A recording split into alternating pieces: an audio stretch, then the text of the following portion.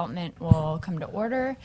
Because we don't have enough members to make quorum, we'll go ahead and start as a subcommittee, and we'll begin with Senate Bill 969. Senator Washington, please begin whenever you're ready. Thank you.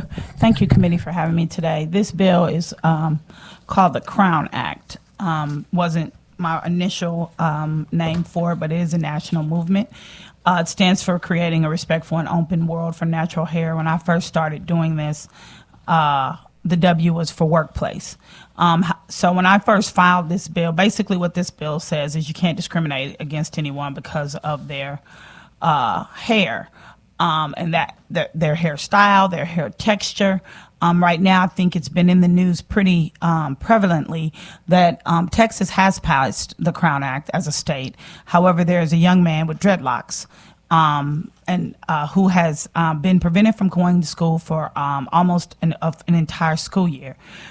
He does tie them up, and regardless of whatever he did with them, he was recently suspended again before he could come back because he has dreadlocks, and it is against the law right now in Texas for that to actually be happening. However, a district level judge said that the school district didn't break any law, so he will definitely be moving forward, and that may end up being federal. But where we are is many states have passed it. Most of the major metropolitan cities in the state of Missouri have passed it as well. I was going to do a long story, but, I have natural hair. And for those who have certain ethnicities, our hair is a defining factor. Even if our skin color may not necessarily tell that we are from the African diaspora, our hair can always tell the story. And folks are treated differently.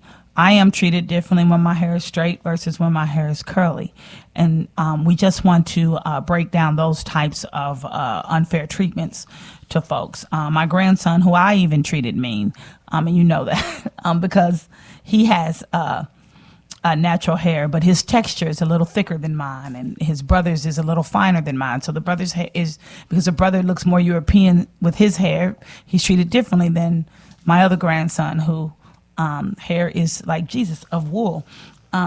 So he is now, his confidence level and the way he's treated at school has changed to the positive because he got his hair cut.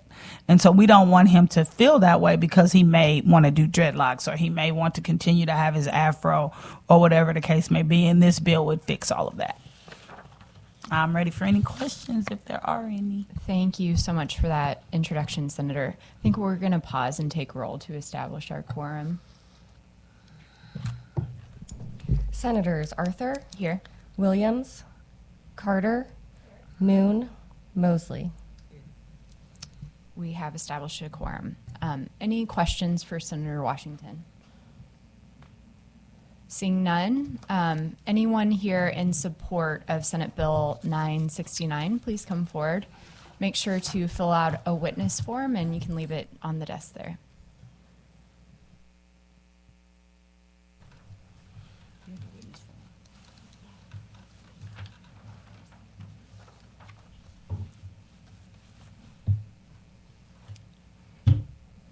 Hello, my name is Clay. I am here just as a student of Mizzou and someone who wears their natural hair in various styles and sees it as an important form of self-expression and a mark of my culture. So when I was very young, I wore box braids to school for the first time, and I was so proud of them. My aunt helped me put them in, and we watched movies while we did it. And my teacher was not happy about it, and she made me go home and take them out. It was humiliating, and it was demeaning, and I don't want anyone else to have to go through something like that. Luckily, since then, it hasn't happened, but throughout school, I've gotten treatment from students teasing my hair. For the first time that I straightened my hair was in 6th grade, and the other students in my class were so nice to me, saying that it was much prettier this way. And though it felt nice getting that validation, it didn't feel true to who I was. And it took me several years of embracing who I was and being proud of who I was for me to be able to wear my natural hair without being afraid of what other people would say about it. And I now make it a mission to empower other Black individuals like myself who have struggled with finding their identity. And I know that being confident in who you are is something that all of us deserve to have. And I want to make sure that is something we can all achieve. Thank you. Thank you so much for your testimony. I'm sorry that you had that experience as a young child, but I appreciate you advocating for a positive change. Any questions for this witness? Seeing none, thank you. We'll take our next witness in support. Thank you.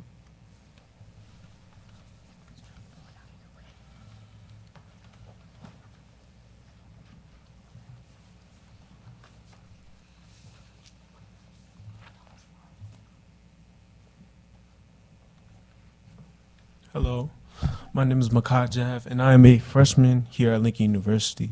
Major journalism, minor, hopefully political science.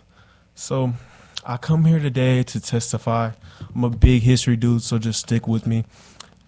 When Black people were first came here, we did not have the intent to be added into American culture or regular American society, from the type of bills that were passed just to basically life itself. We just weren't meant to be considered a human entity. So starting from those points into going on to how we are, and here we are in 2024, you still see ripples of those effects and ripples of that type of stigma. I feel institutionalized racism is a very big thing when we come into play about the way we teach inclusion. We don't really teach inclusion more often. We teach just, you're in a space together and this is just how it is. I feel like inclusion taught the right way is teaching about box braids from a non-European aspect or a non-European view, because we are so ingrained into just saying, let's keep it on the hush and let's, just move on and teach about the status quo from a European eyes and European lens of that certain perspective. I come here today because I've been through certain name calling and just pop up whatever Black person or person with an afro that I know, Huey, or some character from the Boondocks. It's because these people do not know Black culture, Black societies. They don't have positive Black perspectives in their lives. All that is shown of Black people is just caricatures or people in the movies. So that's their whole perspective. And it comes to Mexican culture, any other minority culture, is usually shown throughout popular television and the radio or whatever they hear from their mom, dad, uncle, aunties and stuff like that. So if we want this Crown Act, it doesn't just start with the Crown Act, but it starts in the education system. It's not just I wake up one day and I have this ingrained institutionalized racism or teachings. I am taught that. So I feel like that in this bill is a step in the right direction. Thank you. Thank you so much for your testimony. Any questions for the witness? Appreciate you. Thank you. Appreciate you being here. Thank you so much. Our next witness in support, please come forward.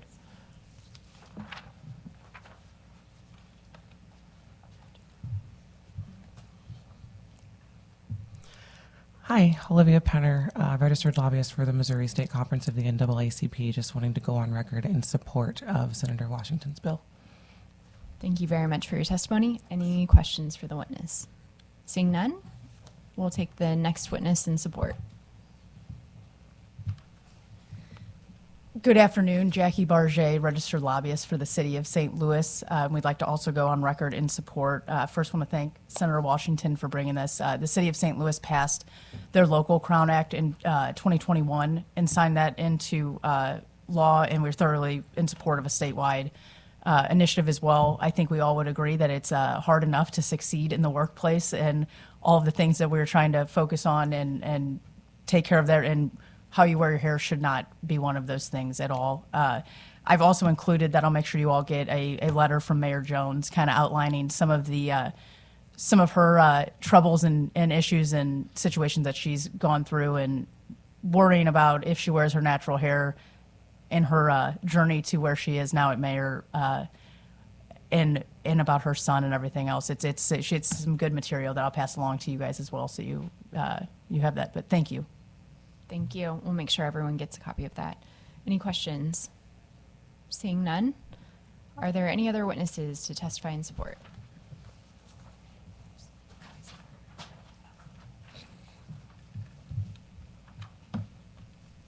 Chair, members of the committee, Jessica Petrie here on behalf of the National Association of Social Workers Missouri chapter. Just want to echo the comments of the previous witnesses. Social workers who work in schools see the negative impacts firsthand on student performance and involvement in extracurriculars when kids are discriminated against based on their natural hair. I'm also under strict instructions from my husband to give a shout out to our toddler, who's a little beautiful mixed baby. And already I can't tell you the number of comments I get from people. She has crazy hair. Oh, it must be windy today. She's got crazy hair. Like, no, it's just the hair God gave her. It's not actually crazy. So it apparently starts even as young as toddler. So appreciate Senator Washington's work on this and you all taking the time to hear it. Thank you very much. Your toddler is perfect. Thank you. Yes. Any questions? Seeing none? Any other witnesses here to testify in support? Seeing none, any witnesses here in opposition? Seeing none, any witnesses here for informational purposes? Seeing none, that concludes the hearing on Senate Bill 969, and we'll go ahead into executive session. We'll pause here. So I make a motion that we move into executive session. Do I have a second? Thank you. All in favor, say aye. Aye. Any opposed? No. The ayes appear to have it. The ayes have it. We're now in executive session. I now move that we take up Senate Bill 795. Do I have a second? Thank you. All in favor, say aye. Aye. Any opposed? No. The ayes appear to have it. The ayes have it. The bill is now before the committee. I now move that we vote Senate Bill 795 out of committee. Do pass. Do I have a second? Thank you. This is the bill we heard authorizing a tax credit for providing housing to victims of domestic violence. Is there any discussion? Seeing none, Madam Secretary, please call the roll. Senators Arthur, Aye. Williams, Carter, Moon, Mosley. By your vote of 4 aye, 0 no, the bill is voted to pass. I now move that we take up Senate Bill 1041. Do I have a second? Thank you. All in favor say aye. Aye. Any opposed? No. The ayes appear to have it. The ayes have it. The bill is now before the committee. I now move that we vote Senate Bill 1041 out of committee. Do pass. Do I have a second?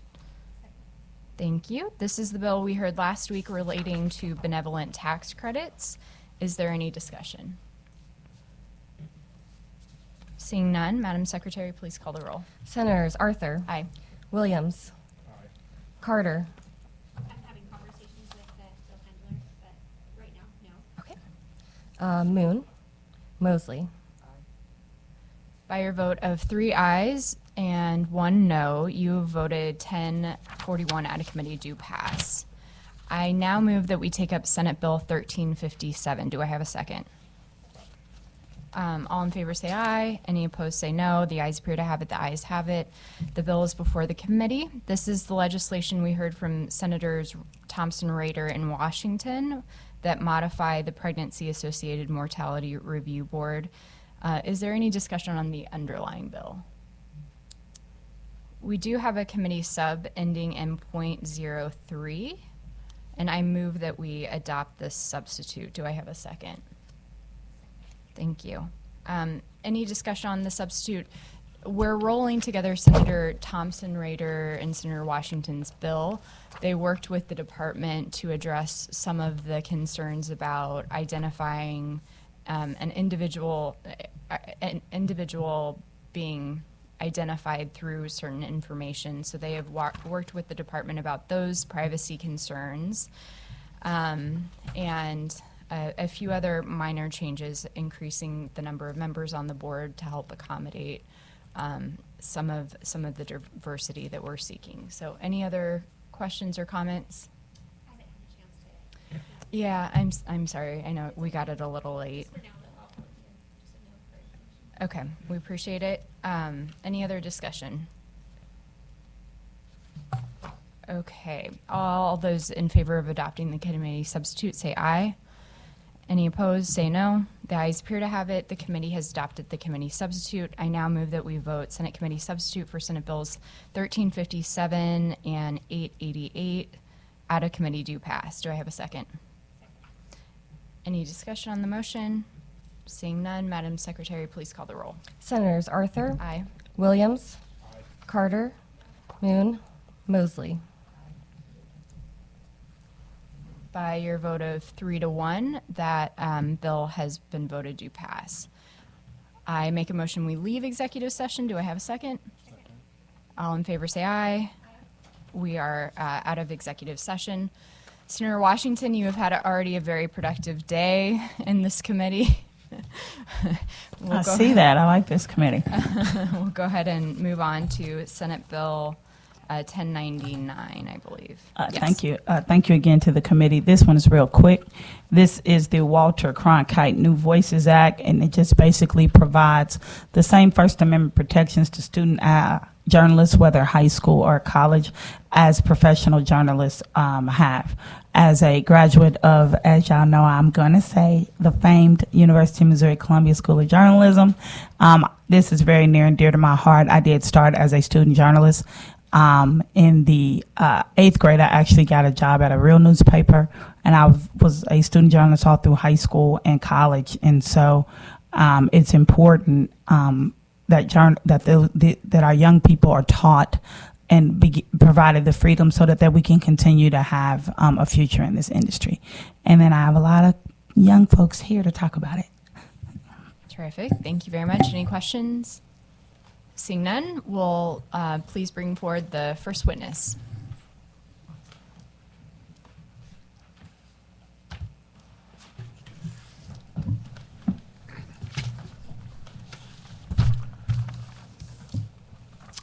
Good afternoon, Madam Chairwoman, members of the committee. I'm Mark Mawson with the Missouri Press Association, representing the more than 200 newspapers in the state. We are in support of this bill. It gives student journalists more freedom that the Hazelwood case shut down. Yet there are safeguards in place where local schools can act like an editor, just like any newspaper would. We also feel that this is good for our industry. We need to encourage more young journalists to choose our profession. Thank you, and I'd be willing to answer any questions. Appreciate your testimony. Any questions for this witness? Senator Carter? Could you just tell me a little bit about the court case that you were referring to, and for those of us who are not as 1983, familiar? Hazelwood versus Kuhlmeyer. And it's a Hazelwood school district. And towards the end of the year, they wrote stories about two subjects. One was teenage pregnancy, and the other one was about parental divorce rates in their school. And they were not allowed to publish those stories. The principal thought that they were too controversial at that time, and so it was not allowed the last issue of that school's newspaper in 1983 to publish. So this was a Supreme Court case that went all the way to the U.S. Supreme Court, and they voted that, in fact, the schools do have a right in student newspapers to shut down that type of journalism. So there's been acts like this that has taken place in various states. In fact, I think there's 15 or 16 states that have passed something very similar to this. It basically gives journalists the same right if they're a student in a newspaper as what they do if they were working for. They can do nothing libelous, of course. The school has a right to shut that down. But particular subject matter like this, if everything is factual, it gives those students that same right to be able to write it. Maybe they're doing some investigative journalism on a teacher or an administrator or something.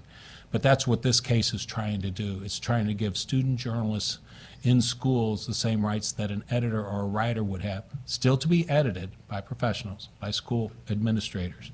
But that's what this bill is really about. Thank you. Any other questions? Seeing none, thank you. You can leave your witness form there. And then we will take our next witness in support.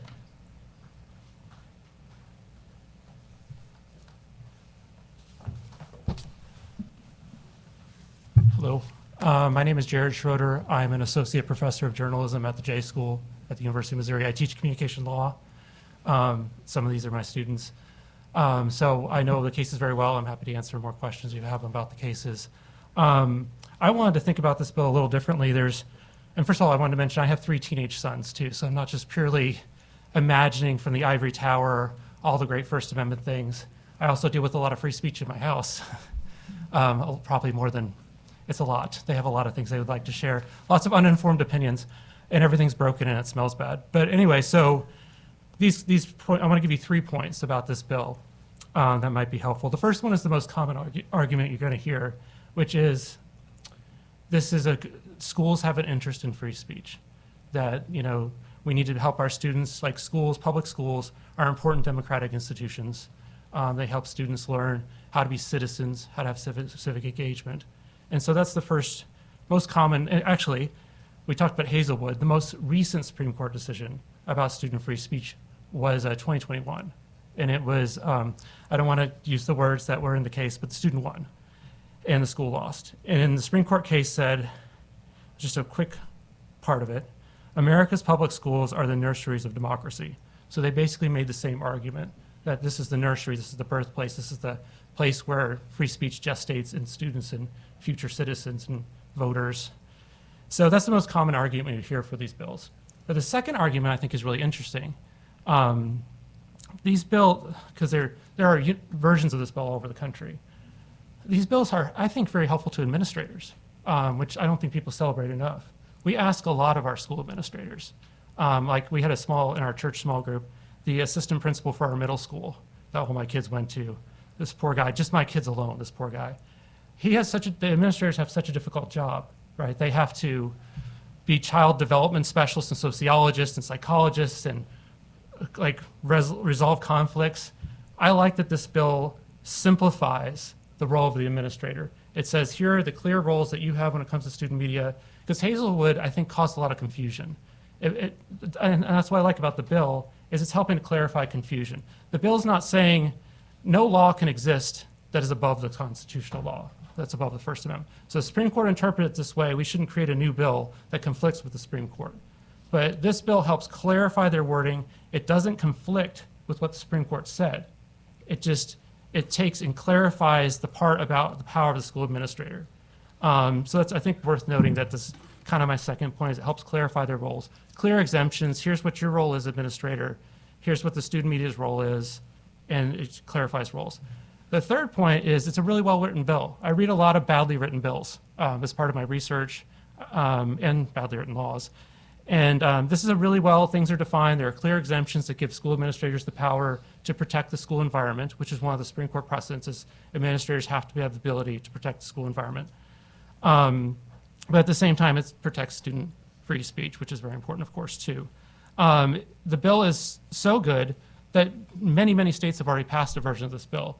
And I like that the list of the states includes California, North Dakota, Massachusetts, and West Virginia.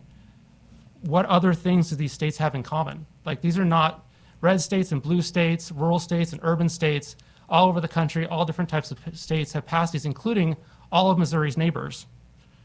Iowa, Kansas, Arkansas, suddenly my geography's failing me, but all around us we've passed this. So anyway, I'm happy to answer any questions you guys have, but that's mainly what I wanted to say.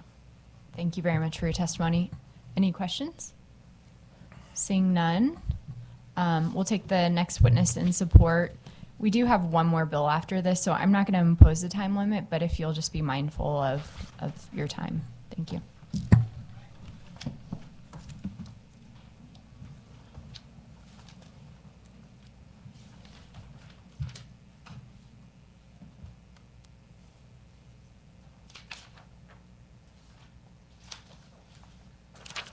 Hi, Thank you. My name's Sophia Anderson. I'm a sophomore and one of the news editors at the Man-Eater at the University of Missouri. It's our independent student newspaper, and I've been involved in student journalism since I was a junior in high school. I grew up in California, so I wrote and edited for my high school paper, and California is one of those states that has already enacted a new voice bill, among other protections for student journalists. The news section at the Man-Eater has a rigorous 4-step editing process where every statistic, name spelling, date, and location is triple, often quadruple, sometimes checked 5 times. Our editorial board of nearly 40 students undergo intense training before assuming their positions to ensure everyone has a clear understanding of the ethical and legal implications of our work. For a successful independent paper that holds itself to professional standards, which we think that we do, prior review is actually incredibly patronizing. I've worked on several long-form investigative pieces that implicate our administration and sometimes student organizations in instances of discrimination. It often takes me months to gather this information that I need to write these pieces. I often work with MU's News Bureau, which is a PR organization that disperses university information to student and professional journalists. And while I'm not required to divulge the full content of my stories ahead of time, it can still be challenging to work with the News Bureau when I'm researching stories that might reflect poorly on the school administration.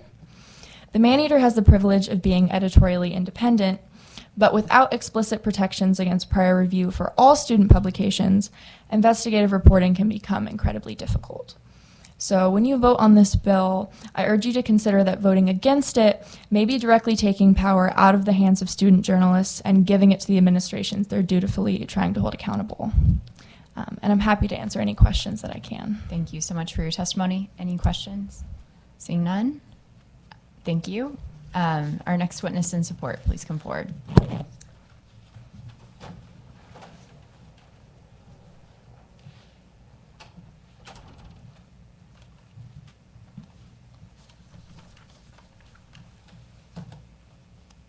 Hi, hello, thank you. I'm Scout Hudson. I'm the editor-in-chief of the Man-Eater, which is also a publication our last witness works for.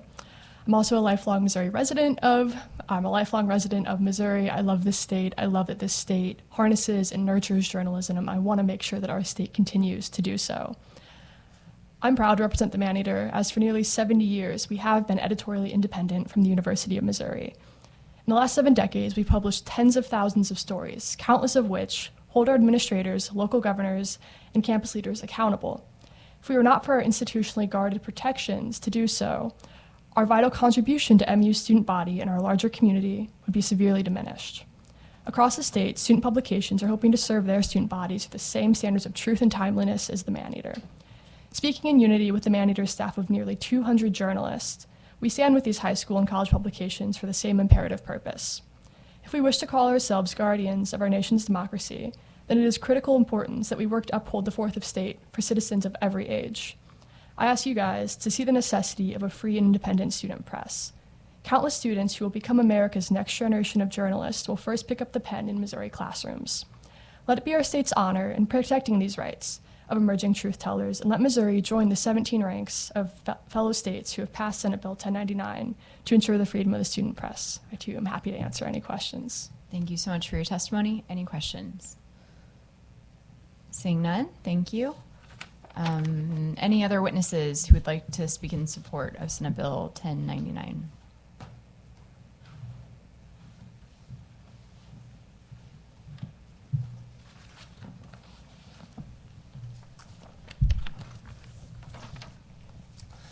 Hi, my name is Matthew Jacoby. I'm a freshman at the University of Missouri studying journalism, and I'm on the editorial board for the Man-Eater. Before I moved to Columbia for college, I lived in St. Louis County. I am a proud Pattonville alumni, and during my time in high school, I was editor-in-chief of our Pattonville paper for 3.5 years. During my time as editor, I created professional relationships with my high school administration and our superintendent and even school board members. I always felt like I could call any of them up and talk to them for an interview for any story. However, there were also some challenging situations I encountered with them. Pattonville School District is one of many public schools in the state of Missouri that requires students to submit publications for administration approval, where they can deny publication based on 4 vague reasons: prior review and restraint is enshrined into our district policy, and the administration used it several times when I was the editor. They killed a story about police brutality in our community, delayed a factual article about the overturning of Roe v. Wade, and insisted that we cease writing on a book banning article before it was written. All of these were controversial subjects that we were not allowed to cover, while our college counterparts were allowed to report on them. And while our true, verifiable reporting was being silenced, rumors and misinformation were spreading throughout the school community. Instead of letting student journalists report the truth and accurate information about what was happening, they let misinformation spread. So, during my last semester of high school, I wrote a proposal to our Board of Education to remove prior restraint and review from the board policy. I passed everything to my successor so that she could continue the fight. However, her fight is just to change the policy for one school. Missouri Senate Bill 1099, otherwise known as the Cronkite New Voices Act, would allow all student journalists in Missouri to report on political and controversial material without fear of being censored or punished, along with many other protections outlined. However, this bill does not give full autonomy to students. Administration can still restrain material, it just puts stricter guidelines on when they can. Like I said, I am currently on the editorial board of the Maneater. I am proud that I currently work for a news organization where I no longer have to worry about prior restraint. But just because I'm no longer affected, that does not mean that I will stop fighting for my fellow student journalists and their rights. Thank you. Thanks for being here and for your testimony. Any questions? Seeing none, thank you. We will take any other witnesses in support.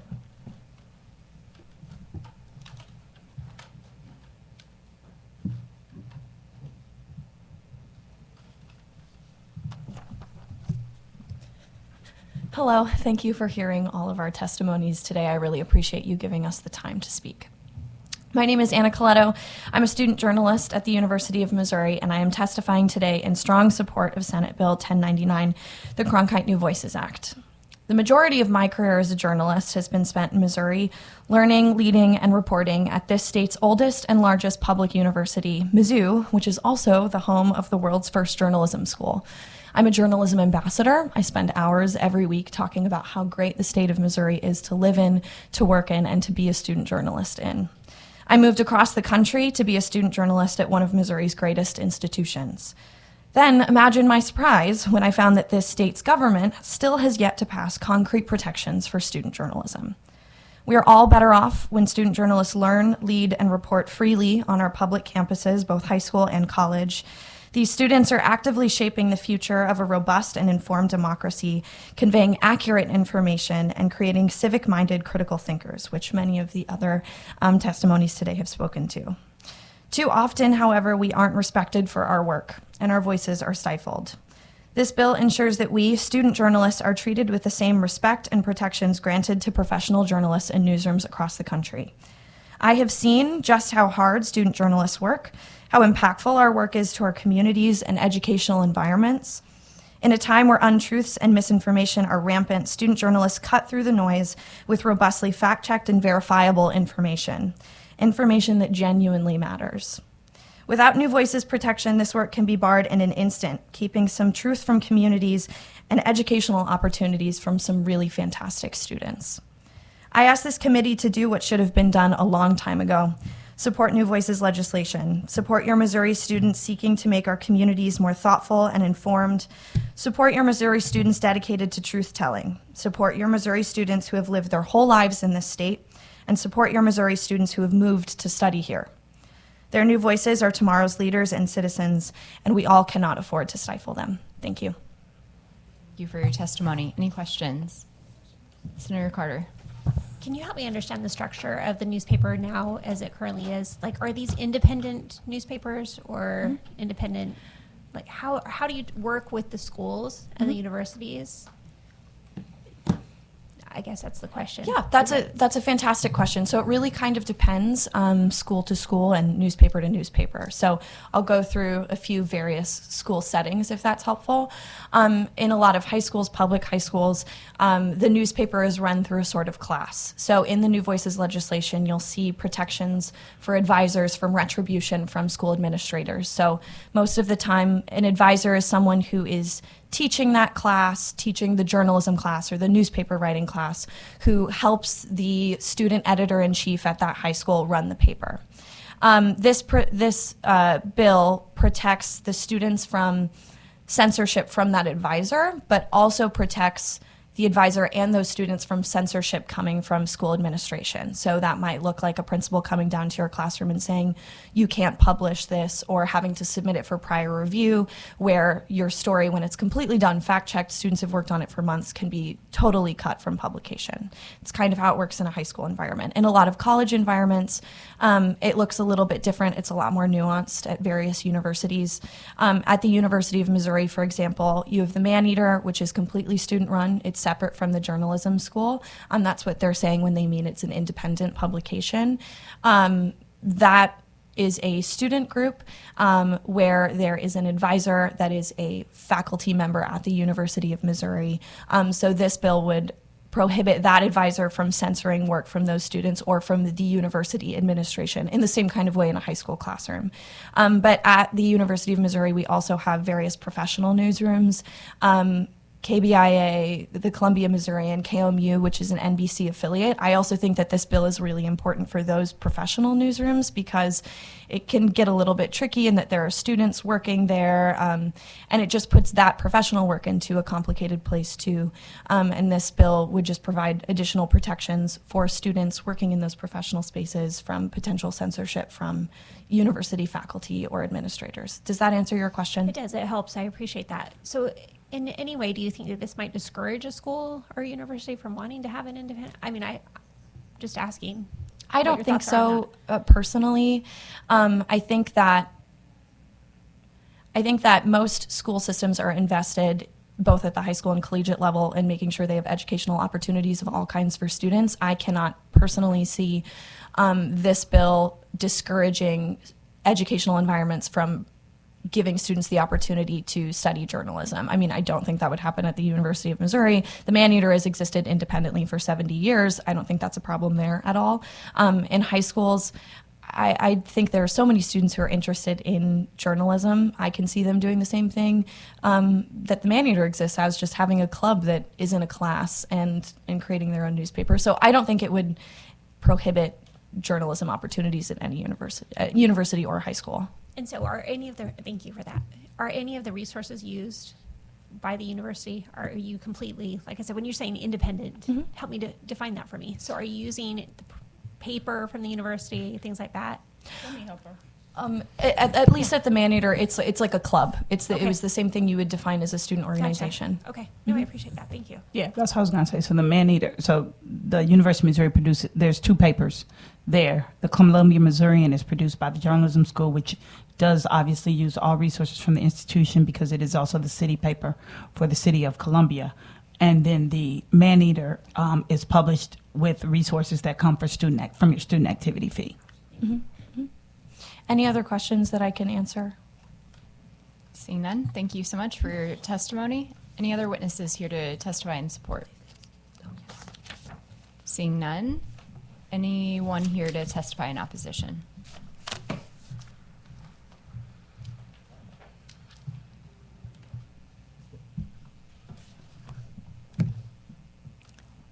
Hello, Lisa Panett with Armor Vine. I want to address some things that are in the bill. Page 2, a school district shall not authorize any prior restraint of any school-sponsored media except, the key word, except. Number 6, if it would violate the rights of others. Number 7, if it's likely to incite students to commit an unlawful act or to violate school district policy or procedure, or is likely to materially and substantially disrupt or interfere with the orderly operation of the school. So this seems very subjective. It seems like a Facebook fact checker to me. Who gets to decide? On page 3, line 55, no student media advisor shall be disciplined, terminated from employment, transferred, or relieved of duties imposed under this subsection for refusal to abridge or infringe upon the right to freedom of expression conferred by this section. So again, if we have someone this is subjective to them and we can't let them go because we disagree, maybe, in what that is, I don't think that's right. This looks very similar to something that I pulled up, which is from Fox News. It's Rhode Island teacher sounds alarm on DHS-funded media literacy program she says will indoctrinate children. She goes on to say that during her training, Bessinger, who identifies as conservative, said courageous RI was hyper-focused on former President Trump, pointing to him as the root cause of all social media and media disinformation and inspiring violent extremism, citing January 6 while ignoring left-wing extremism. In the breakout sessions and project sessions, some teachers complained about the students with opposing views. According to one facilitator, these students were part of the outer group and would need to be brought back into the inner group, specifically conservative students that may have outwardly expressed support for Trump. These students were considered violent extremists, MAGA Republicans in the making. And they determined what disinformation was. So again, this looks very similar to that. I'm for all free speech. I can take all the free speech you give to me.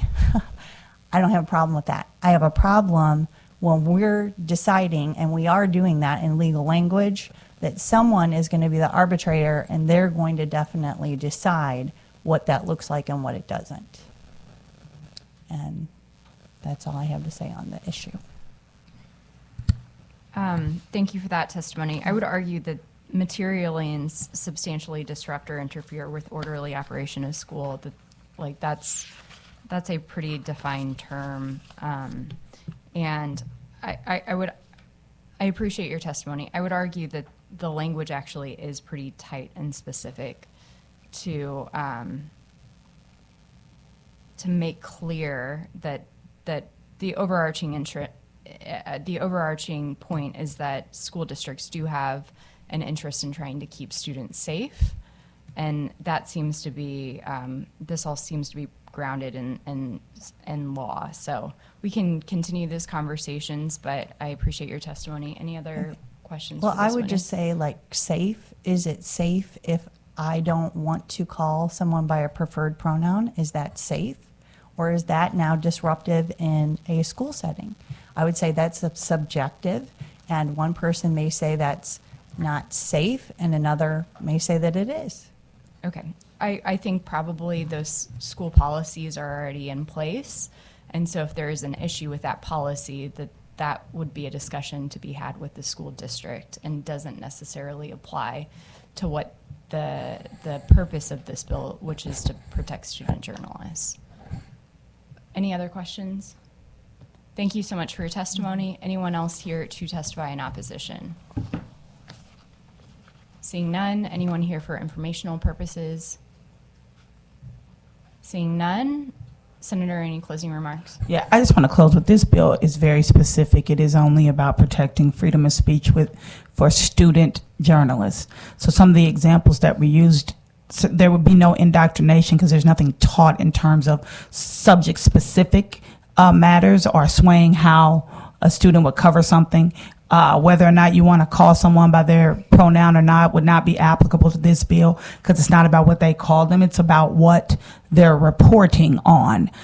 So this is just to give them the same freedom of speech that they should be learning to have as regular students, but it does have more actual protections for the school district than, say, a professional journalist would have. So say a journalist at the Missourian at Columbia would have different restraints than a journalist from the Maneater, specifically because while they may be in the same year of school, the Missourian is considered a professional newspaper and the Maneater is considered a student newspaper, so Missourian students could have more freedoms. So this bill isn't about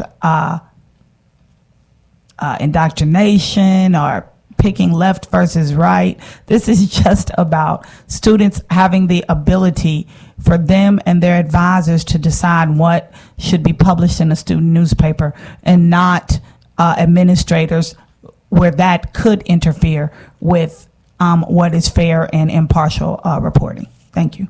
Thanks, Senator. That concludes the hearing on Senate Bill 1099. Senator Mosley, thank you for your patience.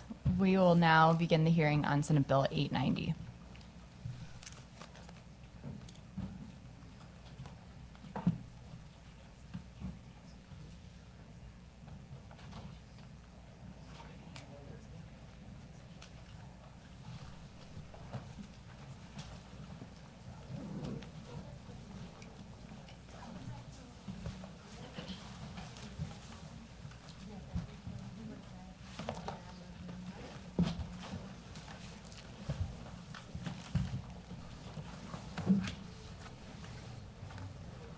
Whenever you're ready, Senator.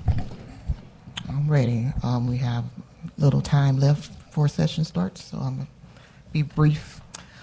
This is a, well, first of all, thank you for allowing me to have this hearing today, Chairwoman.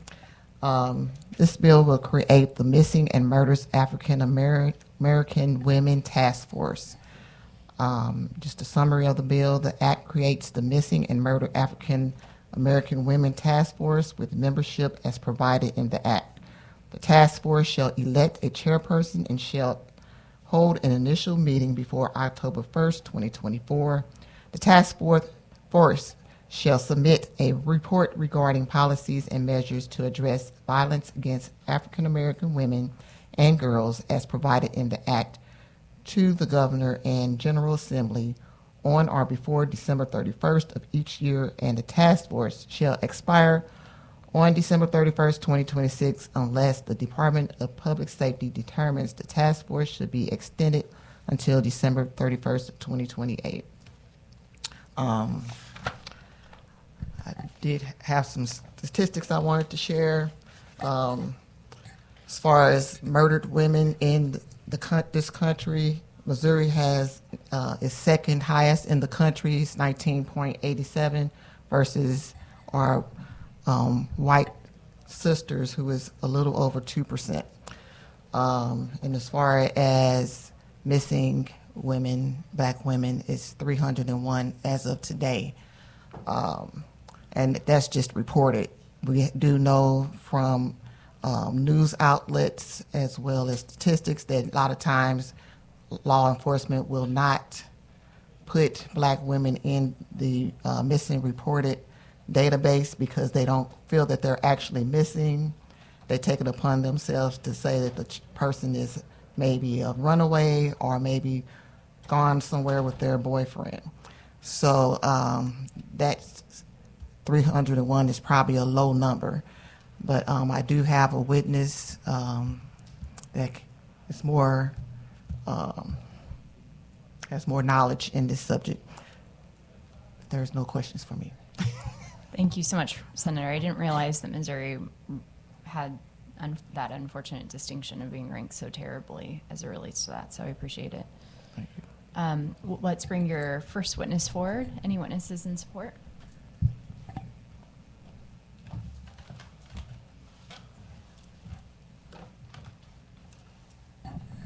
Greetings. I'm Theda Wilson. I'm the mother of missing child Christian Ferguson, and I am the founder of a nonprofit that increases awareness of missing persons and helps families navigate the missing person process. There's like 1,326 people missing right now, but of course it's more than that because I've assisted these families and they have not been able to always report their loved ones missing. And I just want to thank the senator for even bringing up this legislation, because if you go to the Missouri State Highway Patrol's website and you see the 310 people that are missing, female women of color that are missing, you will also see a plethora of silhouettes, and that's a big problem for me because sometimes those are people well, we know that there are people, loved ones, but sometimes those loved ones don't even know that their loved ones are missing because they don't see their pictures. Us in Missouri, we're fortunate to have a public-facing database. And so with the information that is on that database provided by the Missouri State Highway Patrol, and also information that we can obtain from the NCIC or MUSE, we can see that there are definitely disparities. So I just believe that this bill, it's imperative that it passes. One of my board members, her daughter is still missing, believed to be anywhere, of course. But I remember someone saying that they thought she was in Kansas City. And we know about the Excelsior Springs situation and how law enforcement handled that without even doing a lot of the background information. But there's a lot of officers that are doing a great job, but we still need people to work more to do what's in the best interest of those who are missing women of color. So I have so much to say, and I know we have just a little bit of time, but we can't find those we can't see, and it's imperative that we, like I said, deal with this disparity. We really appreciate you being here. Thanks for Thank your you. work and advocacy in the space. Appreciate it. Thank you. No questions. We'll take next witness in support. Thank you.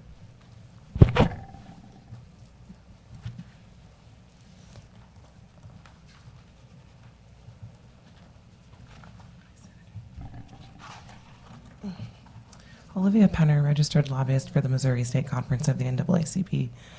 Just wanted to go on record in support of the senator's bill. Thank you very much for the work that you're doing on this issue. Thank you very much for your testimony. Thanks. Any other witnesses here to testify in support? Going once. Anyone here to testify in opposition? Seeing none. Anyone here for informational purposes? Seeing none. Senator, any closing remarks? Thank you. Thank you. That concludes the hearing on Senate Bill 890. I make a motion that we adjourn. Do I have a second? We are adjourned.